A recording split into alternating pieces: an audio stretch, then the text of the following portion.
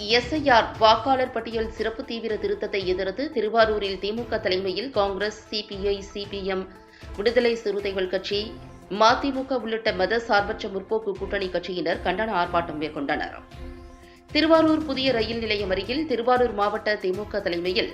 Congress, CBI, CPM, விடுதலை சிறுத்தைகள் கட்சி, மதிமுக, திக, தமிழ்நாடு முஸ்லிம் முன்னேற்றக் கழகம், தமிழக வாழ்வுரிமை கட்சி உள்ளிட்ட மதசார்பற்ற முற்போக்கு கூட்டணி கட்சியினர் கலந்து கொண்டு வாக்காளர் பட்டியல் சிறப்பு தீவிர திருத்தத்தை எதிர்த்தும்,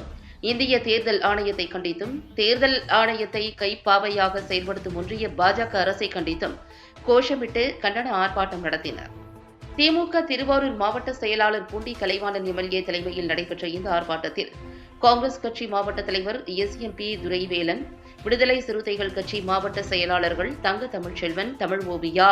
வெற்றி, சிபிஐ மாவட்ட செயலாளர் கேசவராஜ், சிபிஎம் மாவட்ட செயலாளர் முருகையன், மதிமுக மாவட்ட செயலாளர் பாலச்சந்தர், திருத்துறைப்பூண்டி சட்டமன்ற உறுப்பினர் மாரிமுத்து உட்பட மதசார்பற்ற முற்போக்கு கூட்டணி கட்சியினர் 3000க்கும் மேற்பட்டோர் கலந்து கொண்டனர்.